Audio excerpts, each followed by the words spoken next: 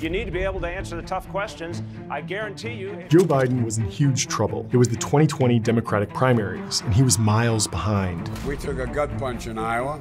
The whole process took a gut punch. His campaign was already counting how much money it needed to pay out staffers when he dropped out. Biden had been here before. In 1987, there will be other presidential campaigns. 2007, 2015. Joe Biden needed a miracle, and he got one in South Carolina. I know Joe. We know Joe.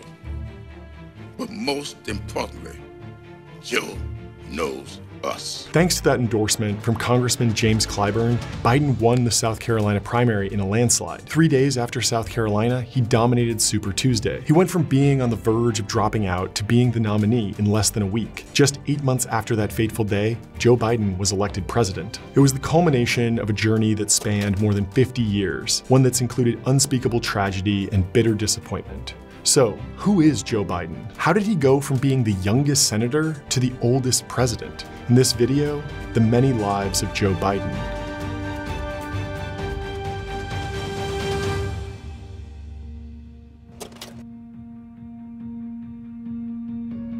Joseph Robinette Biden Jr. was born to Jean and Joseph Sr. on November 20th, 1942 in Scranton, Pennsylvania. Joe's childhood wasn't always easy, but it was happy. But there was just one thing he had but didn't want. One day in middle school, Joe was asked to read a story aloud to the class. Instead of supporting him, his teacher mocked him. She imitated his stutter. Joe could hide his self-consciousness about lots of things, but not that. Kids at school called him Dash because it sounded like he was talking in Morse code. Instead of seeing the young man, they just saw someone to make fun of. It ate him up inside. Eventually, Joe beat his stutter by reciting passages from literature and learning to anticipate what people would ask before they did it, so he could get in and ask them about it first. Great practice for his future career. Joe beat his stutter, but he'd never forget the shame and embarrassment it caused him. It established a dominant theme in his life, a belief that he didn't get the respect he deserved. After high school, Biden went to the University of Delaware. He played football, worked as a lifeguard, and then in his junior year, Joe met a girl. Her name was Nelia Hunter, and within a year, they were married. Now that he had a wife, it was time for Joe to get serious. He went to law school. But it was a disaster. He plagiarized a law review article for a paper, and in order to get out of repeating the class, Joe said he didn't know how to do proper citations because he wasn't in the class often enough to learn. In the end, Joe scraped through. He graduated 76th in a class of 85. It was a forgettable beginning to what looked like it was going to be a forgettable career. Joe and Nelia moved to the suburbs. They had a baby who was named after his father, but who everyone called Bo. Then they had another boy, Hunter, and a girl, Naomi. It looked like Joe's life was laid out in front of him. Decades of boring middle-class life awaited. But behind the bland exterior was a burning ambition to be more than just a lawyer. The first time he met Nelia's mom, he told her that one day he'd be president. He worshipped the Kennedys. So in 1972, when he was just 29, he took the first step toward that goal and ran for US Senate. The odds were stacked against him. The incumbent, Caleb Boggs, was a veteran and a popular reformer governor. How could Joe Biden, who only ran because more serious candidates thought that they had no chance of winning, even put up a fight? Despite the long odds, Biden had two things working in his favor. The first is that Boggs didn't want to run again. Richard Nixon had personally come down to Delaware to beg him. Boggs relented, but said he wouldn't campaign very hard. He didn't think he needed to. Joe Biden's second advantage was his youth. Biden crisscrossed the state, usually with Nelia and the kids by his side. And his campaign ran newspaper ads with slogans about issues that resonated with the public. Caleb Boggs' generation dreamed of conquering polio. Joe Biden's generation dreams of conquering heroin. The message was clear. Boggs was the past, Biden was the future. But the future could be scary, so Biden searched for the center ground. He opposed marijuana legalization, but said police should focus more on heroin. He was against the Vietnam War, but opposed amnesty for draft dodgers. And most controversially, Biden also opposed busing, the practice of transporting students to schools outside of their local districts to make schools more racially diverse. Not everyone liked the strategy. One local column said that in November, you can either vote for the oldest young Democrat or the youngest old Republican. But it worked. On Election Day, Richard Nixon won the state of Delaware by 20 points. And in a major upset, Joe Biden beat Caleb Boggs by 3,000 votes. The young unknown, who had to wait until after the election to turn old enough to actually be allowed to serve in the Senate, had won an unwinnable race. But then, less than a month after Joe Biden achieved his biggest triumph, he'd suffer his biggest tragedy.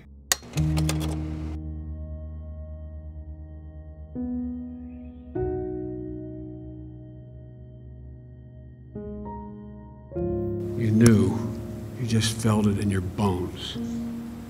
Something bad happened. And I knew. I don't know how I knew. But the call said my wife was dead, my daughter was dead, and I wasn't sure how my sons were going to make it. For the first time in my life, I understood how someone could consciously decide to commit suicide. Not because they were deranged, not because they were nuts, because they'd been to the top of the mountain, and they just knew in their heart they'd never get there again. There will come a day, I promise you, and you parents as well, when the thought of your son or daughter, or your husband or wife, brings a smile to your lips before it brings a tear to your eye.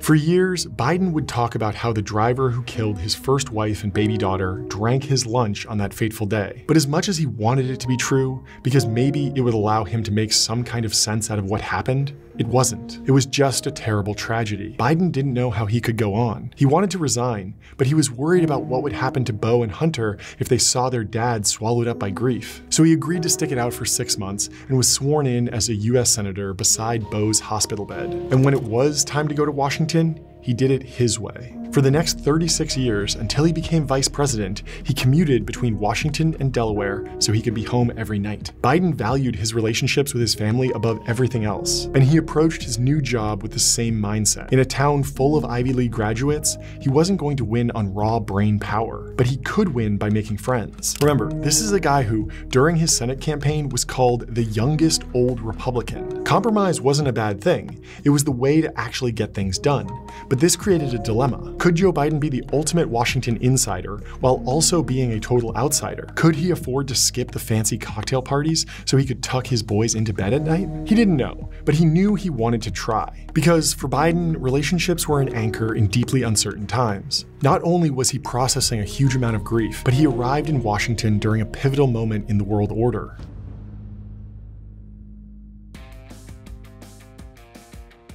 Will be out of Vietnam by the end of June. About 25 seconds left in the round. Now you come to me and you say, Don Corleone, and give me justice. Supreme Court today legalized abortions. I know full well the responsibilities that await me as I enter the door of number 10. The Watergate scandal broke wide open today.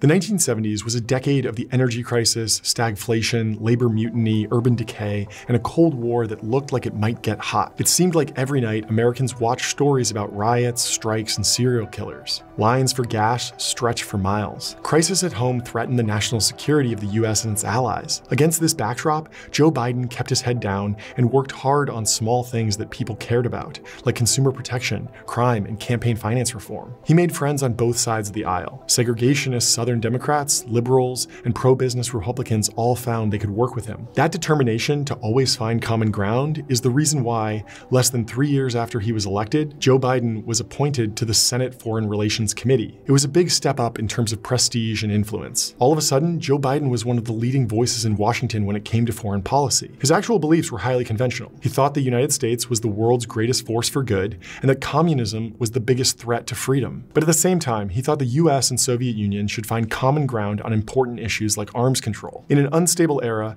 Biden's predictability was a feature, not a bug. But not all the change that was happening was bad. 2.5 years after his wife's death, Joe's brother set him up on a date with Jill Jacobs, a senior studying English at the University of Delaware. Despite a 9-year age gap, the two hit it off. Jill was fascinated by the young senator who was nothing like the guys she was used to dating. After their first date, she told her mom that she'd finally met a gentleman. Now that they were older, Bo and Hunter started asking their dad if he was ever going to get married again. Jill didn't say yes the first time Joe asked her, but eventually, Jill and Joe got married in June of 1977. After a short honeymoon, it was back to work. Joe had an election to win. It turned out that winning was much easier the second time. This time around, Biden won nearly 60% of the votes, and every single county County. With the confidence that only winning re-election can bring, Biden began playing a leading role on the Foreign Relations Committee. He flew to Moscow to try and save the SALT II arms control treaty, which was on the verge of collapse. As the 1980s dawned, Joe Biden was finally getting the respect he thought he deserved, and the good news kept coming. In 1981, after Ronald Reagan was elected president, Biden was appointed to the Senate Judiciary Committee. It was another big promotion. The Judiciary Committee oversees the Department of Justice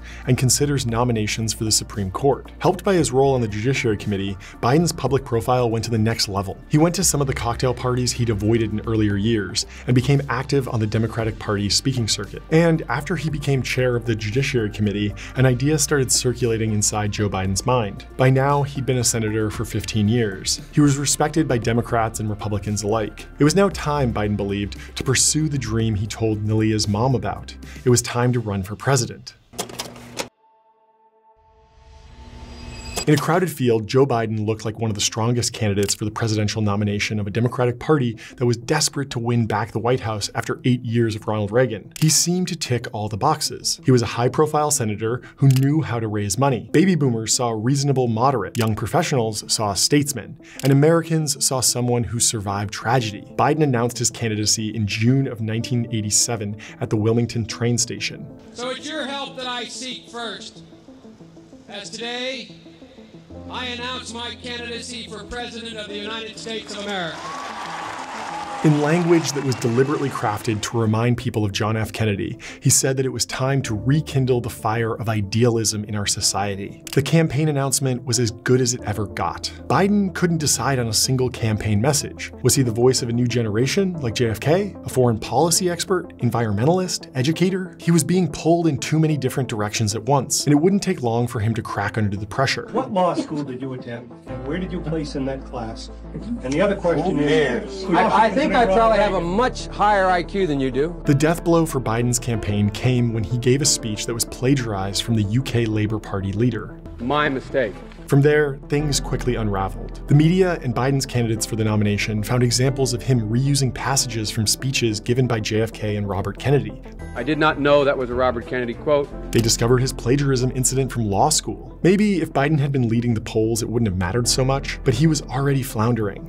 And these new controversies proved too much. They were taking a toll on his health, his reputation, and his family. Barely 4 months after he joined the race, he pulled out. Biden's failed presidential campaign was deeply embarrassing. It laid bare all his weaknesses, his arrogance, his insecurities. But here's the twist. That disastrous campaign, it probably saved his life. Less than 4 months after he withdrew from the race, Biden woke up on the floor of his hotel room. He'd been unconscious for 5 hours, couldn't move his legs. Those headaches he'd fed with Tylenol on the campaign trail had turned into a brain aneurysm. Biden's prognosis was initially so bleak that a priest arrived to deliver the last rites before Jill even made it to the hospital. It took months of surgeries, complications, and even a second aneurysm until Biden recovered. It was the price he paid for months of campaigning while maintaining his Senate duties. But ironically, had he been a better presidential candidate in 1987, he probably wouldn't be alive to be president today. When he returned to the Senate, Joe Biden told the first crowd he saw that he'd been given a second chance at life. He planned to take it.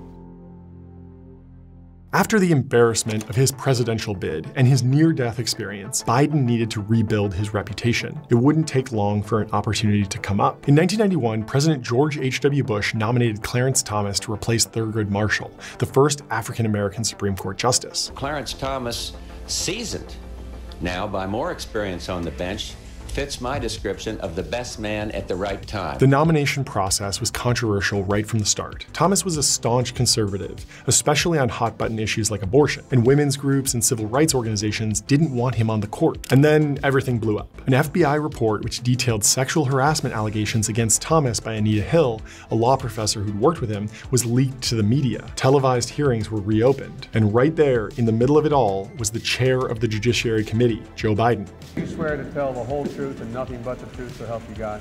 The drama captivated America. The accusations against Thomas were lurid, but the Republicans were going to do whatever it took to get Thomas across the line. And in his attempt to run a fair hearing, people started saying that Joe Biden was running a process which was unfair to Anita Hill. The hearings made a huge impression on women around the country. Clarence Thomas ended up being confirmed to the Senate 52-48, and Thomas remains on the US Supreme Court to this day. This entire proceeding is ended. Years later, when it was brought up by his opponents in the 2020 primaries, Biden said he regretted the way he ran the confirmation hearing.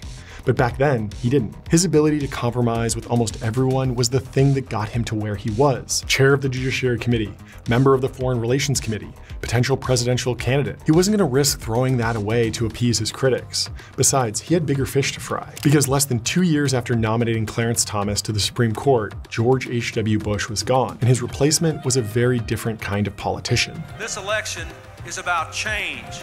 Change in our party, change in our leadership, change in our nation. Bill Clinton wasn't your average Democrat. He ran ads attacking Bush for raising taxes. He promised to end welfare as we know it. And he wasn't afraid to call out social issues in America's cities. Joe Biden looked at Bill Clinton, a charismatic young Democrat who many people compared to a Republican, and saw himself. So the seasoned political veteran and energetic young president teamed up. The other big piece of legislation on Capitol Hill tonight is the crime bill. And the fear it provokes are crippling our society. The crime bill before Congress gives you a chance to do something about it, a chance to be tough and smart.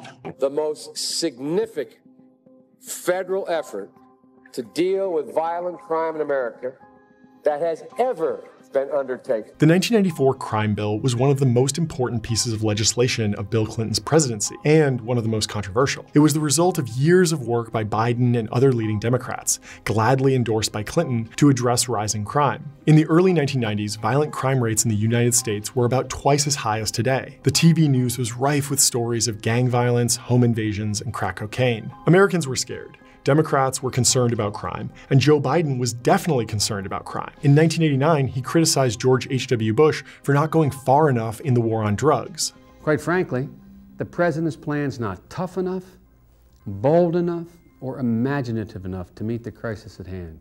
But Republicans had been hammering Democrats as soft on crime for decades. The crime bill was Bill Clinton and Joe Biden's chance to turn the tables. It wasn't even that controversial. I mean, Bernie Sanders voted for it. But in recent years, it's been linked to mass incarceration, especially of racial minorities. It's kind of hard to say if the crime bill did what it was supposed to do. Violent crime peaked in 1991, a couple of years before it was even written. But politically, it was a big failure. This is one of the most profound days in American history. We didn't do what the people wanted us to do. I must certainly bear my share of responsibility, and I accept that.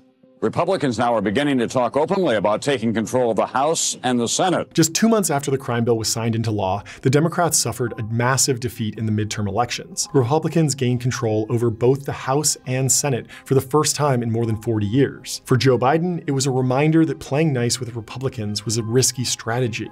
And now, as one of the most senior Democrats in Washington, he had a big target on his back. Since he was first elected to the Senate in 1972, Joe Biden had seen off challenges from farmers, businessmen, and prosecutors. None of them got close to the most famous man in Delaware. But in 1996, Biden got a different kind of scare. 2 weeks before Election Day, staffers working for his opponent started asking voters if they knew that Joe Biden had recently sold his house for twice its market value to the executive of a local credit card company. In response, Biden provided the local newspaper with evidence that the house was sold for market value. On Election Day, he won a 5th Senate term with 60% of the vote. End of story, right?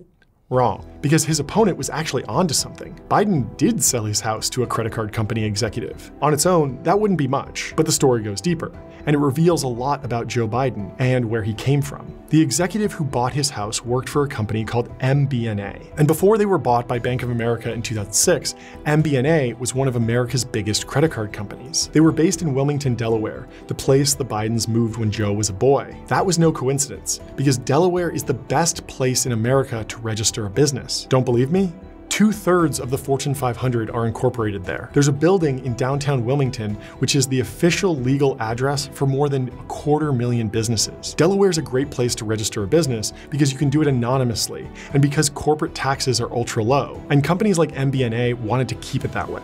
That's why one of their executives bought Joe Biden's house, an act which just happened to help Joe out of a little financial jam he was in. It's why they donated over $62,000 to Biden for the election campaign. And it's why, just a few months after the election, election, MBNA hired Hunter Biden, who was fresh out of law school, as an executive. Why did a credit card company do so many favors for Joe Biden? Simple, they expected something in return. Companies like MBNA donate money in the expectation that when they need it, their guy will come out and support them on a crucial vote, and maybe use their influence to swing a few more votes. And after 25 years in the Senate, there was no one better at twisting arms than Joe Biden. I'm not saying anything illegal happened here. Biden's relationship with MBNA was actually the perfect illustration of how influence works, both in Washington and Delaware. One of the first times people outside of Delaware heard of Biden was when, as a young senator, he appeared on a political chat show talking about campaign finance reform. 25 years later, that same man had found someone to buy his home for a good price and give his son a good job in the process. And MBNA got someone in their corner, all for less than one executive's salary. In 2005, the financial services industry, including MBNA, strongly supported a piece of legislation that made it harder for people to discharge their debts. Republicans introduced the bill, but it took Joe Biden, who had already pushed to reform bankruptcy law in 2000 and 2001, to make it bipartisan. He voted for the final bill in the Senate. It wasn't a good look for middle-class Joe, but if he thought it was a weakness, he didn't show it. As George W. Bush's second term drew to a close, Biden was thinking about running for president again. Every week, coffins with American flags draped over them were being flown back from Iraq and Afghanistan. Joe Biden knew the tragedy of losing a family member, of losing a child. He believed he could forge a personal connection to voters, and he believed Americans would reward him for his experience. Joe Biden thought America needed someone like Joe Biden. He'd learned from the mistakes he made in 1988. He wouldn't make them again. This time, things would be different. Except, there was one guy Joe Biden wasn't counting on. Now, even as we speak, there are those who are preparing to divide us. The spin masters, the negative ad peddlers, who embrace the politics of anything goes. Well, I say to them tonight, there is not a liberal America and a conservative America. There is the United States of America. In a speech that lasted just 20 minutes, delivered in the middle of a 2004 presidential campaign, a young Barack Obama changed American politics. And in the process, he destroyed any hope Joe Biden had of being elected president 4 years later. Politically, the two men had a lot in common, but their backgrounds highlighted just how different they were. One was the effortlessly cool college professor from Chicago, while the other was the striver from Delaware who'd scraped and struggled for more than 35 years in Washington and picked up tons of baggage along the way. Biden was actually in the room the night Obama delivered his famous keynote speech at the Democratic National Convention. He gave his own speech 2 nights later, but even this is an unflattering comparison for Biden. Obama's speech has 6 million views on YouTube, while you can't even easily find Biden's. For all the hype Obama got from his speech, he wasn't actually the frontrunner for the 2008 Democratic primaries. Neither was Joe Biden. Hillary Clinton was. She was seen as both the experienced pair of hands that the country needed to steer its way out of the mess in Iraq and the continuation of Bill's popular presidency. But she had as much baggage as Biden, so he tried to get the campaign on his terms. Iraq emerged as the centerpiece of Biden's campaign. He outlined an ambitious, some said unworkable, plan to split the country along religious lines. It made sense. Iraq was a mess, and foreign policy was Joe Biden's thing. But it never cut through. Sure, people were worried about the war in Iraq, but they were also worried about a ton of other things. Joe Biden overrated the importance of foreign policy, and when he did talk about domestic policy, he sounded more like a senator than a president in waiting. Compare that to Obama, whose story and speaking style made people dream of a better future. After finishing a distant 5th in the Iowa caucus, Biden withdrew from the race. He was 65 years old. He'd run for president twice and failed twice. It looked like the dream he'd told Nalia's mom about would never come true. But just because he wouldn't become president didn't mean he wouldn't make it to the White House. After a bruising contest with Hillary Clinton, Barack Obama became the Democratic nominee. But a callow nominee needed an experienced running mate to help him manage Congress and foreign policy, and convince skeptical voters in Middle America that they could vote for a guy named Barack. One night, not long after the primaries, when Biden was on the train home to Wilmington, Obama called him and asked if he'd consider being vetted for the job of vice president. Biden said that, although it was an honor to be considered, he had to say no. He was a creature of the Senate. Besides, there was a lot he could accomplish as chair of the Foreign Relations Committee. Obama persisted until eventually Joe agreed to think it over. There are 2 schools of thought about the vice presidency. One is that it's a road to nowhere. Benjamin Franklin suggested that the VP be given the title of His Superfluous Excellency. The second is that vice president makes you the natural choice to be your party's next candidate. Biden's heart told him it was the latter, but his head told him it was the former. He wanted to be president. But the guy who was actually up for the job had asked him to serve. So when Obama asked him again, Biden said yes.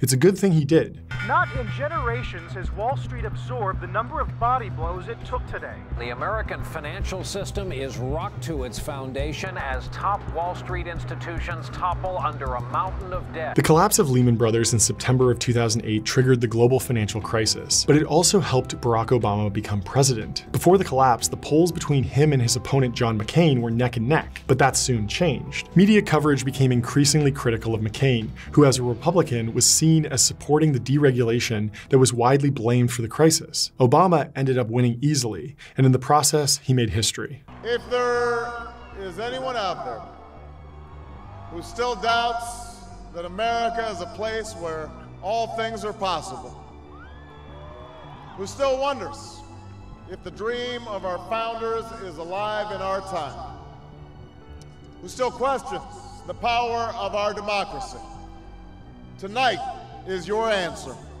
For Joe Biden, November 4th, 2008 was a bittersweet day. Becoming vice president took years of effort and sacrifice, but ultimately, he was a supporting character in someone else's story. For someone who had constantly battled to win respect, it was hard to take. Still, Biden knew he had no time to reflect on what might have been. The country was in crisis and it required all his experience. Hundreds of thousands of people were losing their jobs every month. Biden was happy to help out wherever he was needed. He just had one request: to be the last guy in the room whenever Obama made a major decision. Just days into his presidency, Obama gave Biden the job of overseeing the distribution of the $800 billion stimulus bill. Both men knew that Republicans would jump on any chance to attack Democrats for wasteful spending. Biden stepped up, big time. He traveled around the country to check on projects in person and worked the phones with mayors and governors. In the end, only about 1% of the stimulus was lost to waste or fraud, a result largely due to Biden. It wasn't just domestic policy.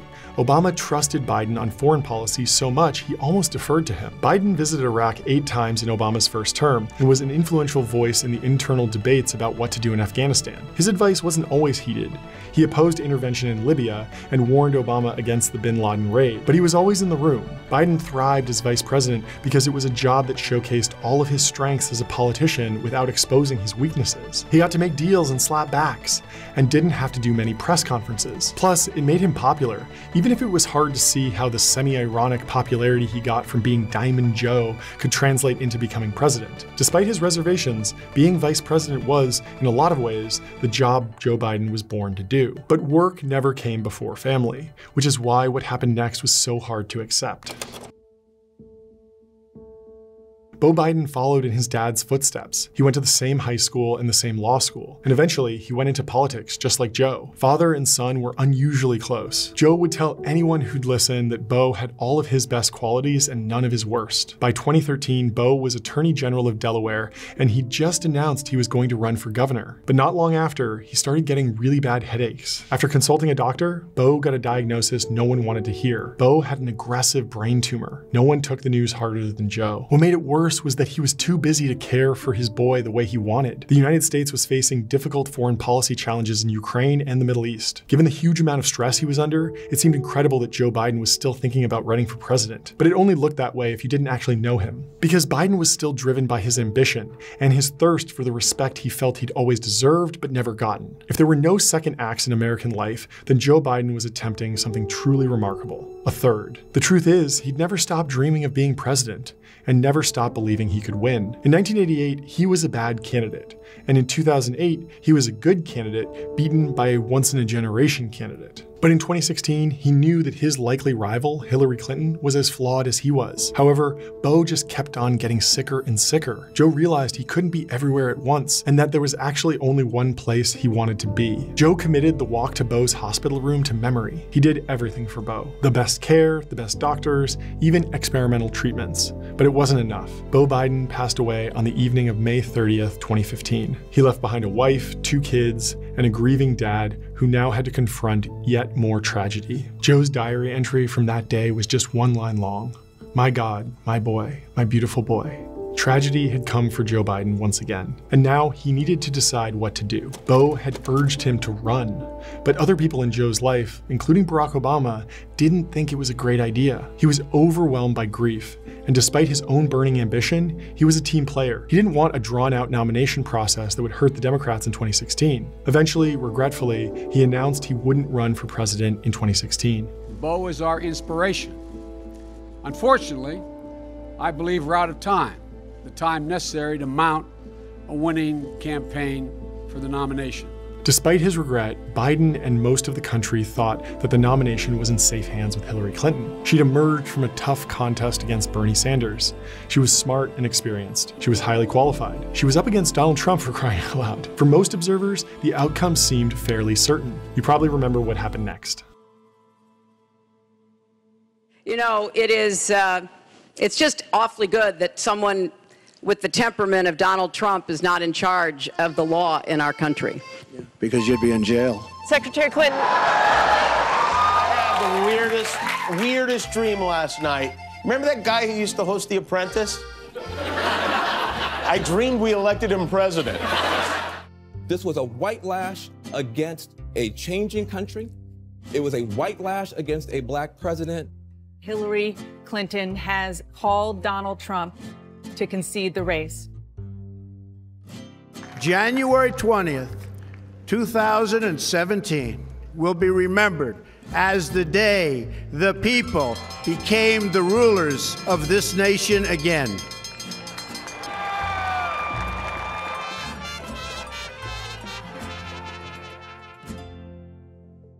Hillary Clinton lost what many people consider to be an unlosable election. All of a sudden, the progress that had been made under the Obama presidency, the economic recovery, healthcare reform, the fight against counterterrorism was all at risk. Joe Biden felt the loss more than most. He'd chosen not to run because of Beau's death and because people he trusted told him it was Hillary's turn. And now the most important job in the country, maybe the entire world, belonged to someone he thought was totally unqualified to do it. Moments of crisis often brought out the best in Joe Biden. He believed the election of Donald Trump counted as a crisis, and it gave him an energy not many people knew he still had. He first floated the idea of running again barely a week after Trump was elected, but Joe Biden announced he was running in 2020 like only he could. He accidentally blurted it out during a speech. I have the most progressive record of anybody running for anybody who would run.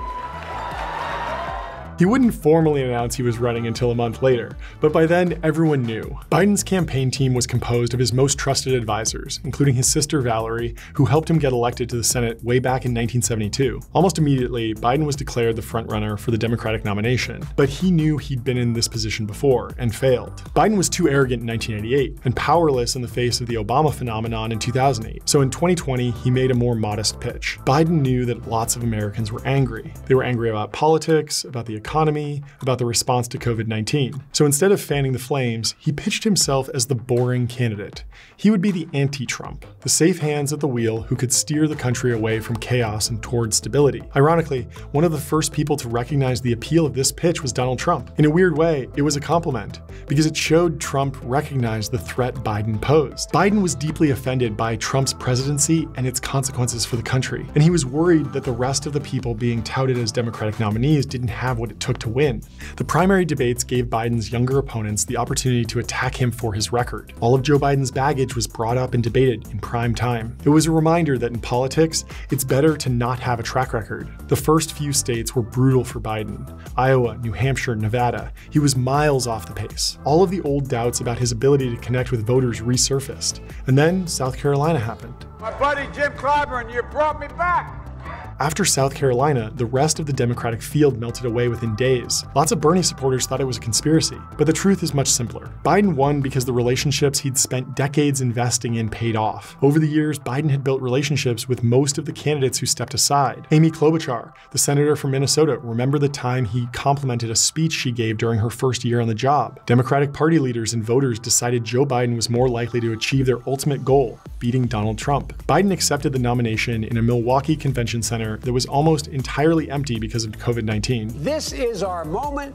This is our mission. Despite making a promise to donors early on in the campaign that nothing would fundamentally change, by the time he won the nomination, Biden was singing a different tune. According to a senior aide to Bernie Sanders, Biden told Bernie he wanted to be the most progressive president since FDR. Biden could see that 4 years under President Trump had made the country more polarized and many Americans more desperate for radical policies. He was smart enough to know that lots of voters actually preferred more ambitious plans put forward by Bernie Sanders and Elizabeth Warren. But voters were also terrified those candidates would lose to Trump. They were the right messages delivered by the wrong messenger. So Biden, just like he'd been doing for his entire career, calibrated his message for his audience. Sometimes it was his fellow senators or credit card companies. This time it was the American public. The contest between Biden and Trump didn't exactly showcase the best the country had to offer. Each candidate had lots of material to work with about the other. Trump claimed Biden was suffering from dementia and alleged that members of his family, including his son Hunter, had personally profited from Biden's time as vice president. Biden, who often campaigned either online or at political rallies where people stayed in their cars, attacked Trump on his record as president. It was a weird, hostile campaign waged during a weird, hostile time in US history. But at least the election result would provide a definitive answer, right? Frankly, we did win this election. We won all voting to stop. And the senior federal official says the FBI is in possession of the Hunter Biden laptop in question. We don't have a final declaration of victory yet, but the numbers tell us it's clear. We're going to win this race. Donald Trump, the 45th president of the United States, will be denied a second term. That has not happened since 1992. Contrary to one of Joe Biden's fundamental beliefs about politics, 2020 showed that most Americans didn't crave unity. They wanted their guys to win. When the dust settled, he and Kamala Harris had received more votes than any presidential candidate in history. More than 50 years after he told Nalia's mom he wanted to be president, he'd finally done it. If only Bo was there to see him do it. Joe Biden commuted between Wilmington and Washington, D.C. almost every day for 36 years. But his journey from being the kid with a stutter to a freshman senator sworn in from his son's hospital bed to being the oldest ever U.S. president has been an epic one. And it's been defined by three things: family, tragedy, and a constant struggle for respect. And his response to all three has been to fight. He's fought for his family,